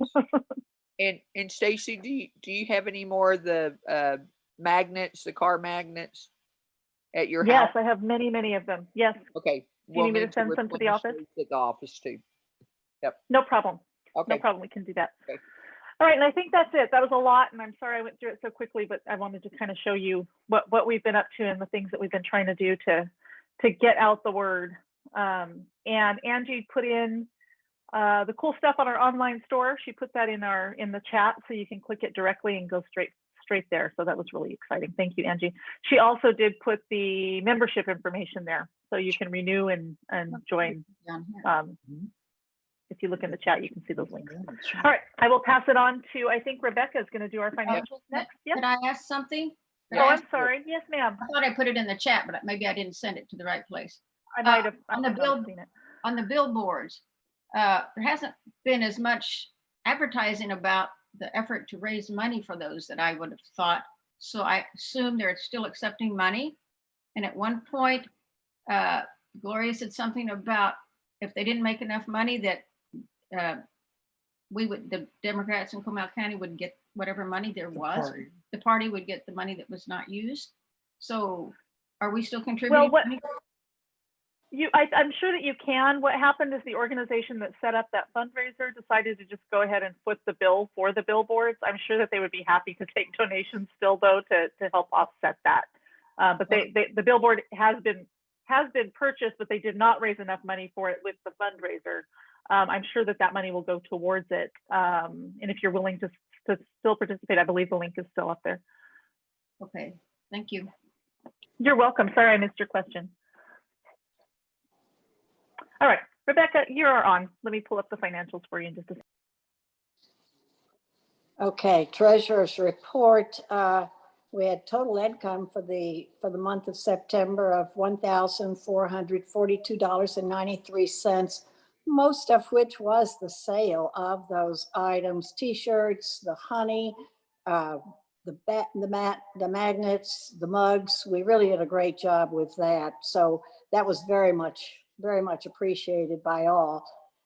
Expenses, we did have Kim had talked about the mailing we did. So we had paid pretty much for the printing before, but we got hit with our postage for this time. It was bulk mailing, but it was $1,700. So reduced our income by a substantial amount. As of right now, we sit with $5,030.39 in our checking account, and our savings account has $2,527.25. Our main thrust, of course, is going to be, we do have one more thing that's going to be an item to go out this year, which will be the combined with the CCDP. We are going to have hustle up to $1,000, if I'm not mistaken, for right before the election day. We're going to be calling. We're going to be texting people through the hustle to remind them to please go vote. So that's going to cost us about $1,000, but we'll see how we work that out with CCDP. That's it.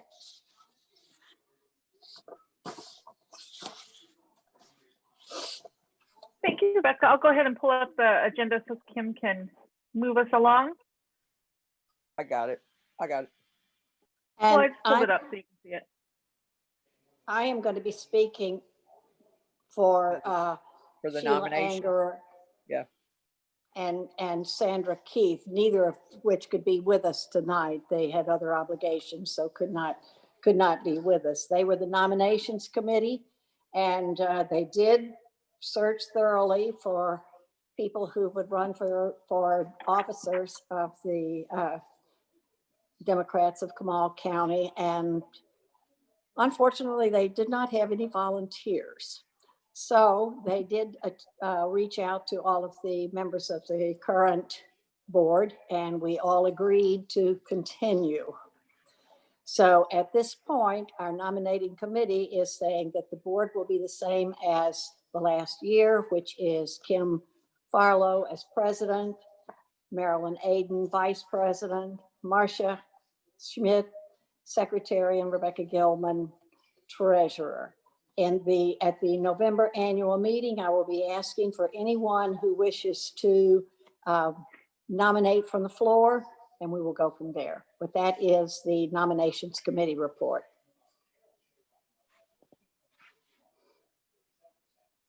Any questions? Any volunteers? That's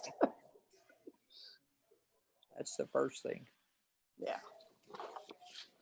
Okay, so now the budget committee report. That's Rogers and Renee. I think Rogers is going to be speaking. Okay. Get off it here.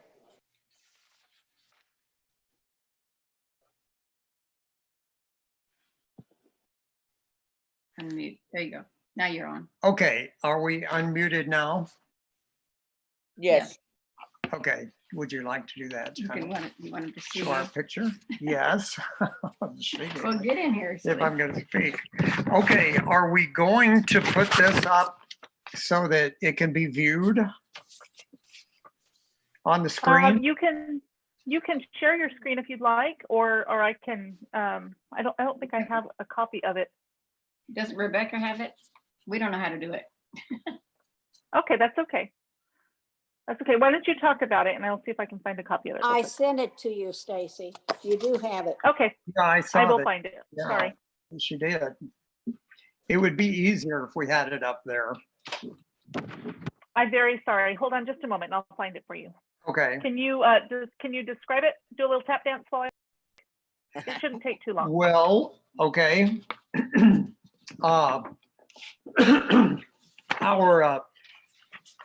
When we talked about this, we realized that our budget this year would be affected by a couple of different things. One is the income is being affected by the COVID-19, and the expenses will be affected by the fact that we have no elections to spend on next year. So income-wise, we followed pretty much the past couple of years, but we reduced our expectations for membership dues a little bit because we're getting a lot of members, but we're also in a dump Trump fever period. So we weren't sure that, there we go. So that okay. Sorry about that. Go ahead. Okay, so that we're not sure that we will have as many people paying their dues this year. Can you lower that just a little bit?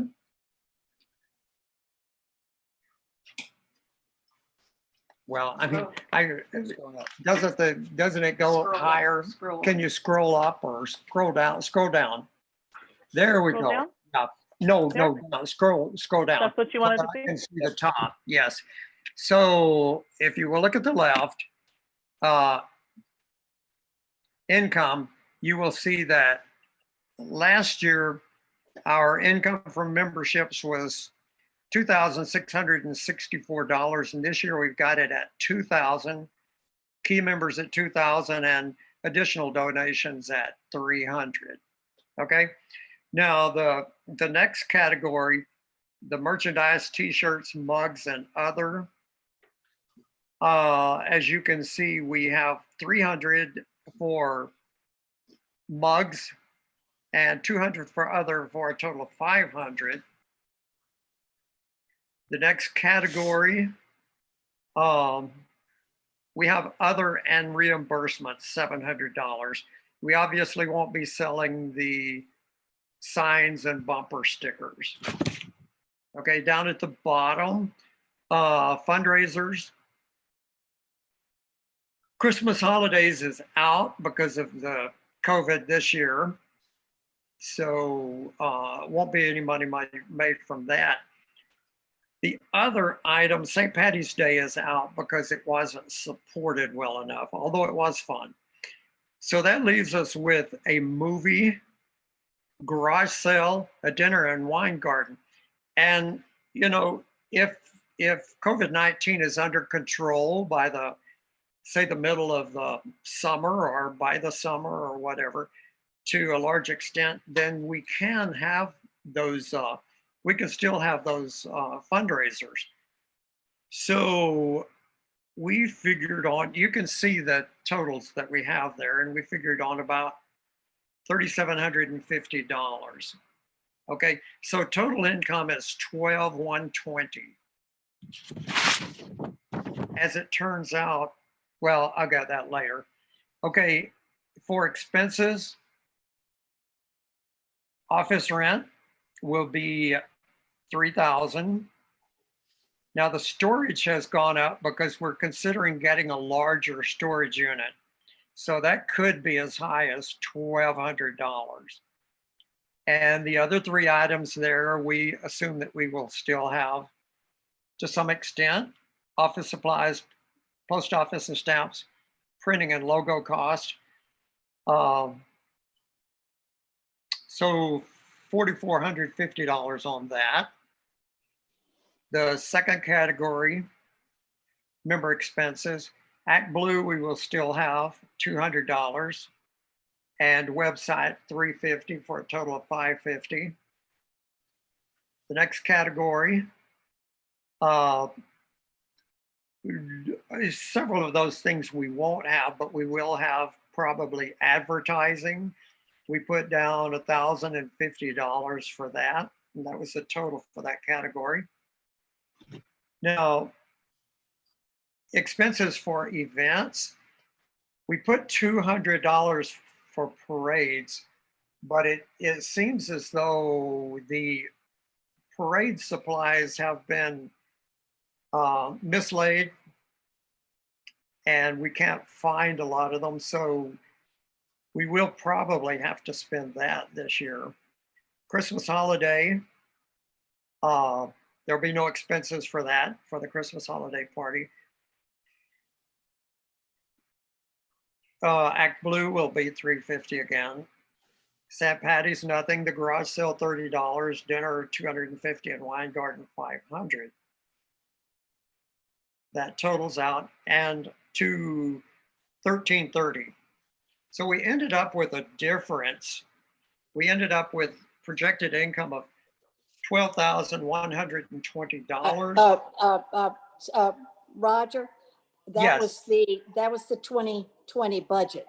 Our actual, the budget for 2021 is $9,250. So it matches. Okay. It matches. Well, there was a difference of $945, which we put in contingencies. Yes. Okay. So that is the budget. Does anyone have any questions about them, or the proposed budget? Does anyone have any questions about them? I do. Okay. What's this advertising? It looks like advertising expenses, projected expenses. It looks like in 2019 we spent $233. Why is it now $1,050? What do we expect to add? I don't understand. What's that about? Well, the advertising reimbursements were, we're looking at, the 233 was 2019. I've got 3 columns here, 2019 with a Mhm. budget for 2020, our actuals for 6 months, and 14. then the final. But we're hoping, the budget committee really felt like we should continue the advertising that we're doing in the newspaper because it's good for getting our name out. Mhm. And so we actually included money for that. We never budgeted advertising in 2020, even though we spent a fair amount of money. Okay, thanks. Yep. And Does that explain it, Roger? I think the hair Zyton thing Yes, is a great deal for us. Yeah. Now, we also had an item here under expenses for the Comal County Young Democrats. Yep. So we put $500 in there in case they're functioning this year. Okay. And hopefully Ty Harrington will be able to continue work on that. So he helped set up a voter registration area at the yogurt shop in Creekside. I forgot what the name of it is. And we're Orange Leaf. I'm sorry? Orange Leaf, yeah. Zen Zero. Oh. Yeah, that's where he set it up. And he's distributing some of the posters with the voting locations. And so just, he's building a group. My only concern is I don't know what his future plans are. To stay in San Marcos or to San Marcos, sorry, stay in New Braunfels with his mom or what his future plans are. So I also worked on the budget for the Democratic Women of Comal County, and we're also trying to support the Young Democrats in our budget as well. Okay. Oh, good. That's good. Very good. Well, I'd like to add one thing, which is we had actual membership $985 plus $3,095 key members in 2019. 2020, we budgeted $1,200 for membership and $3,500 for key, but look at what we did. We're only 6 months through and we have a total, including donations, of almost $5,000 for 6 months. So we've done a fantastic job in that. And we're reducing it a bit because we realize a lot of people came in this year, elections, everything else. But if we can keep it going with membership, Angie, and Angie's done just a great job with that, I think it's going to make a heck of a difference for us too. Yep. And I think it's important to work on building membership because everything we do next year is going to help in 2022. And I would say that Renee and Rogers really just felt like this was a good budget for us. Would you agree, Renee? Yes. Thank you, Renee. And that should be the focus this year is membership and keeping people apprised because there's no election. So we just need people. We might have, some local ones like a school board.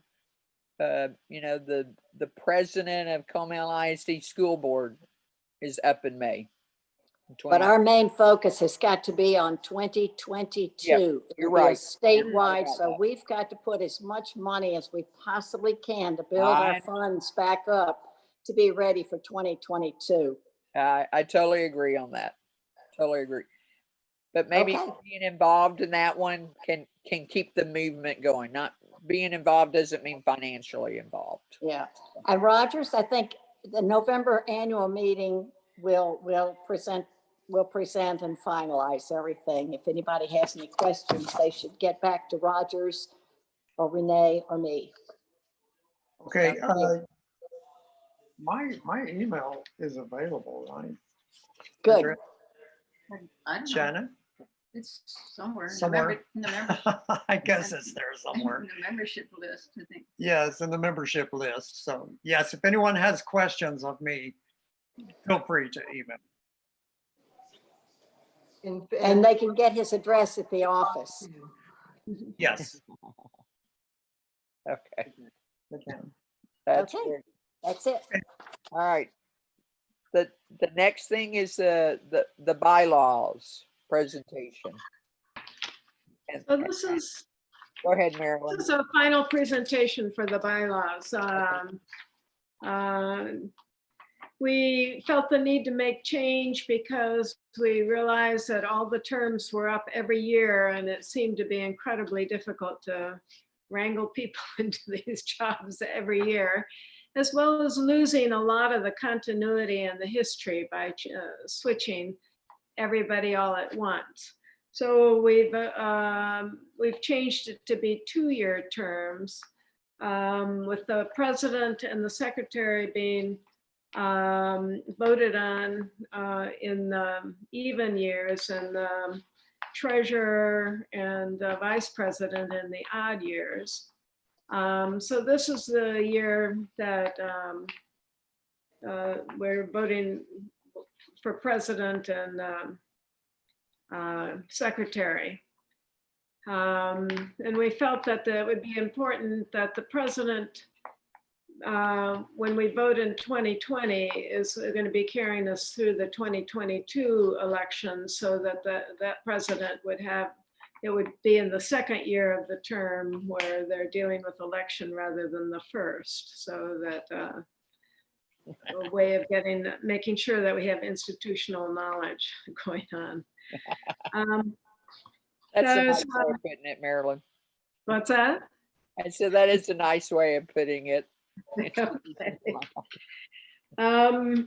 The other issues is that we had several things. We had a board meeting and we had an executive committee meeting, and we have had no board meetings. We don't hardly understand what that is. So we added, we had in the end of 2019 made the chairpersons of membership and communications into additional vice presidents to be in the executive committee, and hoping not to change those people on a regular basis, since they're also important for continuity here. We choose to leave them back as committee chairpersons and not vote on that. But they must be part of the executive committee meetings. So we've changed the particular big changes, Article 5, Section 4. And I had a discussion about the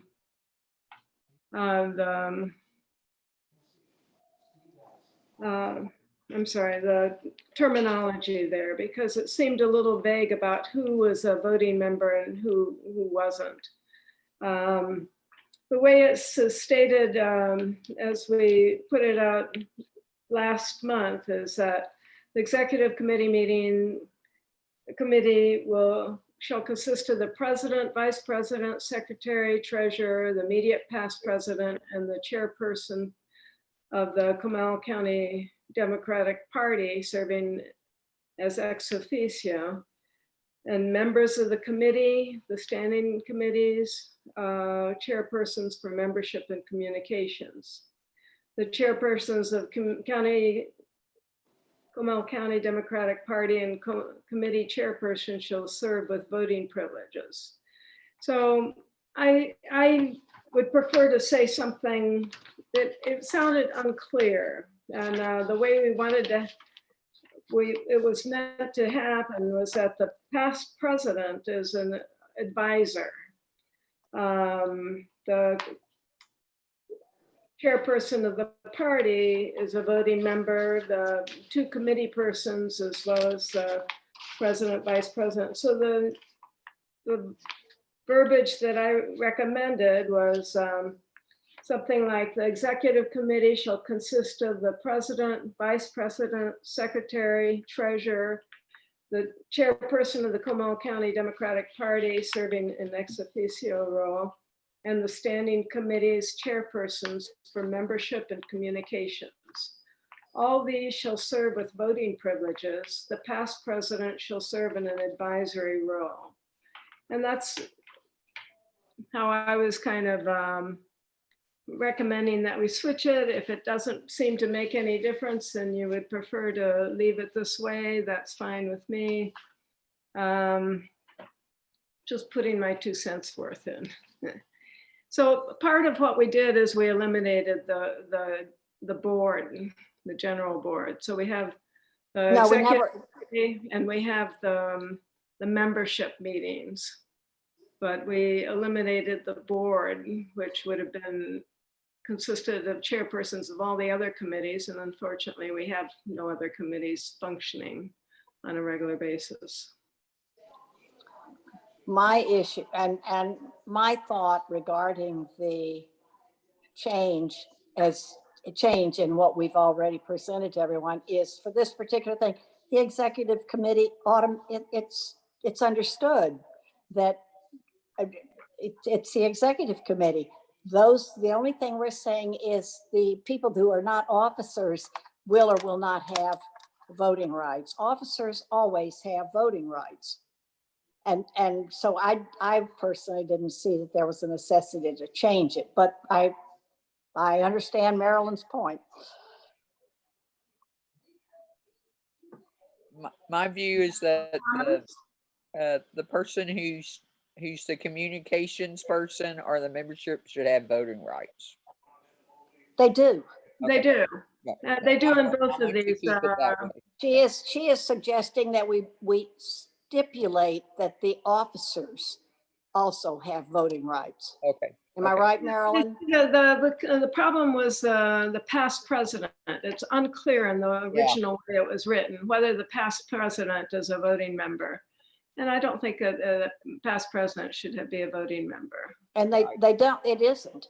It only states that other members who are not officers, the CCDP chair and the committee chairpersons have voting rights. But at any rate, I'm fine either way you want to do it. But it will be, we have, I'm not sure from a Robert's Rules of Order standpoint, this is the second reading of the bylaws. And how do we go about making a change now? Do we need one more change then? A second reading for this change to go into effect then at the November meeting? That might be what we have to do if that's what you want. I don't know. Is that really necessary? Because that's a section we were changing anyway. I don't know if that's. We've already presented this to the membership. Mm-hmm. That is true. Who's the Robert's Rules of Order person? I'm not it. I think it can be voted on now that you've presented it twice and everybody's had the opportunity to hear it and make comments on it. My understanding is that you can vote. Yeah. So we can change it now without a second meeting. Okay. I think this is the second meeting and I think it could be, that's my understanding. I could be wrong. I often am, as you all know. Well, the substance of what we're saying has not changed. It's just the wording of it. Right. It's just a clarification. Right. Yep.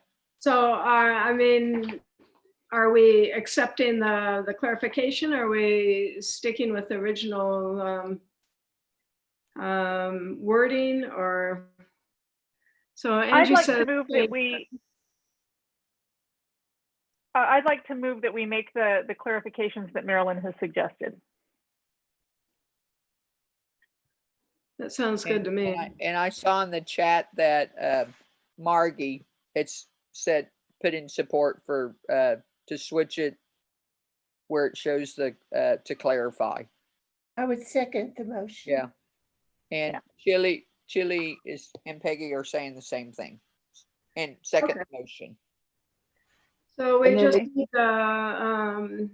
and we need the bigger motion now about whether we are accepting the new bylaws as amended. As No, amended. did we vote on that motion, Stacy's motion? Okay, Did we vote on that? Oh, okay. Yeah, Sorry. we'll vote on that first. Okay. Okay, I'll put it in gallery mode so everyone can raise your hand. Yep. I'm not seeing it in gallery mode. All right.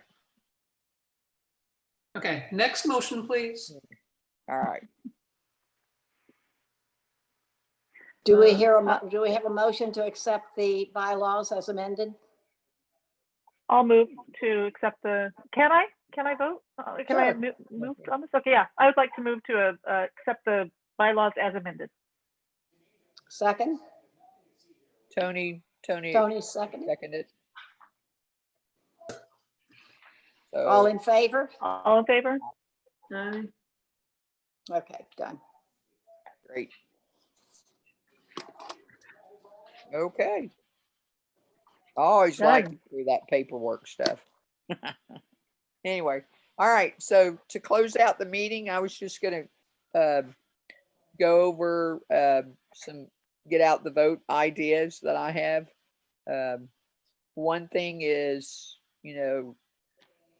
go vote early. Tell your friends and family to go vote early. Be prepared. I think there's going to be lines. So wear comfy shoes, comfy clothing, bring snacks, water, a chair. If you bring people with you, at least you have somebody to talk to in line for a while. So I think that would be a good thing. Once you voted, just keep, people that you see, keep telling them to go vote, go vote, go vote. If they need questions answered, they can call the Comal County Democratic Party office. I left a number there in case somebody had a voting question about how to do something or whatever. So hopefully some of those calls will come my way. So it's finally here, 1 week away. I think I'm so proud of what we've done in getting out the vote efforts. Really, really proud. The number of volunteers to work on mailing 9,000 mailers between the first group and what we just sent out, it was incredible. A lot of work. The people that this past week working on it, a lot of them saw it as a mental break for them to say that they're doing something positive. And one lady who had not volunteered before, her daughter-in-law passed away of cancer in New York, and they were up in New York during the worst part of COVID. And so she described how that was to them up there, about 6 people in a 2-bedroom apartment.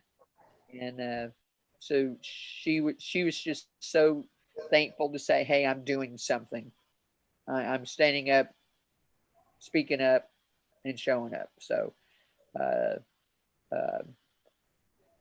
and now that those are out, and we're gonna CCDP will get out their 5,000 postcards. It might be 7,500 now, since they got an additional 2,500 postcards that they weren't expecting. And between all of it, I think we're going to see a record-breaking turnout. But it's taken the whole team here. But when the people that were registering the vote yesterday, it's one thing to be a registered voter, but it doesn't count until you get to the polls and actually vote. So whatever you can do to, your neighbors, your friends, your family, whoever, just, remind them. And if they say, hey, I'm planning on going to vote on this day, we'll call them and say, did you go vote? And if they didn't, just keep bugging them, so the texting, the hustle texting will help with a reminder in that. And so, and we should be able to track people that have early voted so that we'll know who to contact for November 3rd. So that will be helpful in that. So anyway, anybody have something to say? Yes. All right. Hi. Chili here with Peggy. There were some statistics yesterday that is good news for everybody. So I wanted to share this for everybody across the nation. Early voting has already started, of course, in some states. There are numbers being released yesterday. And at this time in 2016, it was like 75,000 people had early voted. Okay, 75,000. At this time this year, 4.5 million Yeah, have already voted. Unbelievable. Oh my gosh. Are you kidding? The good news, guys, the good news was 55% was for Democrats. 55% was for Democrats. Should be 80. It should be 80 or 90. Yes. Well, yeah, I agree. But and we're on the right path. We're yeah. going to win this goddamn thing. We're I can't believe we're finally here. We're going to save. But don't get complacent. Don't get excited, too excited that you don't go out and vote. Yeah, really that's right. That's why you got it. Sure thing. You have to bug them. I went to an apartment of one of the young adult, single mother who organized the Black Lives Matter. She texted me at about 10 o'clock last night. How do I register to vote now? I said, get yourself over to the Comal County Democratic Party. And then she says, my daughter's asleep. I said, I'll come to your house. And her friend was there, so I got 2 for the price of 1. And so I said, one thing is, this is just one step. So I am going to bug Asia until she texts me back that she's voted. And I'm going to say, and you contact all, she's the Facebook person for single moms of New Braunfels, something like that.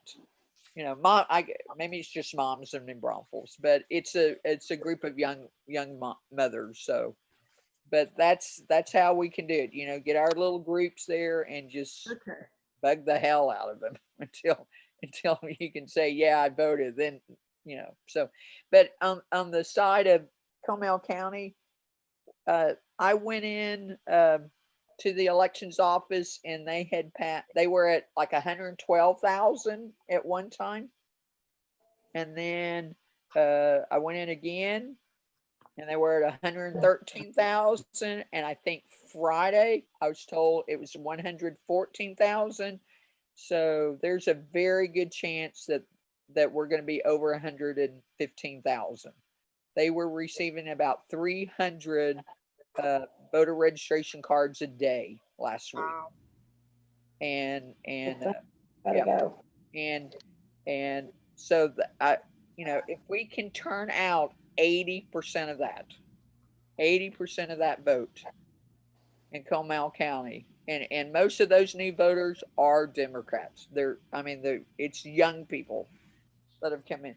I had a dad call the headquarters on Saturday, and the first thing he said was, somebody's answering the phone on a Saturday night? I said, yeah, we got a group here working on getting mailers ready. And he goes, well, my son is 18. When can he come to register? I said, we're going to be here on Sunday and on Monday. The son and the sister came yesterday, just like the dad had said. So and those are just, small little stories, but that one small little story, there's other people in that same area. So anyway, this is one thing that as an election judge that I am worried about is people being intimidated in line. And so what I'm suggesting, and I know people want to wear their shirts about different issues, but just wear plain clothes. Just because your statement is what you vote for. It's not what you're wearing. So if you're just wearing something Yeah, plain, so you're preaching to the choir. We all know. I know, but if they tell other people, if they tell other Say people, goodbye, that's Kim. what- It's 8 o'clock. yeah. If they tell other people, then I will be very, very happy on that. So anyway, we'll post things like that on there and in the newsletter. So anyway, all right. Anybody else? Or are you ready to say good night? Bye. I think we're ready to adjourn. Rachel time. Yes, please. That's right. Thanks everybody, and hopefully in November we can have a celebration. Right. Yeah. All right. All right. Keep Bye up bye. the good work, everybody. Bye-bye. All right. Thanks. I'm gonna let people get off. Whee, it's down to us. I want to thank everybody for joining us on YouTube. We'll be ending the live stream right now, but we appreciate you tuning in. Please be sure to follow us on Twitter, Comal Democrat, at Comal Democrats. Follow us on Facebook, follow us on Instagram, and visit our website, democratsofcomal.org, for information about voting and where and how and when you can stand up, speak up, and show up. Thank you. Excellent. Thank you.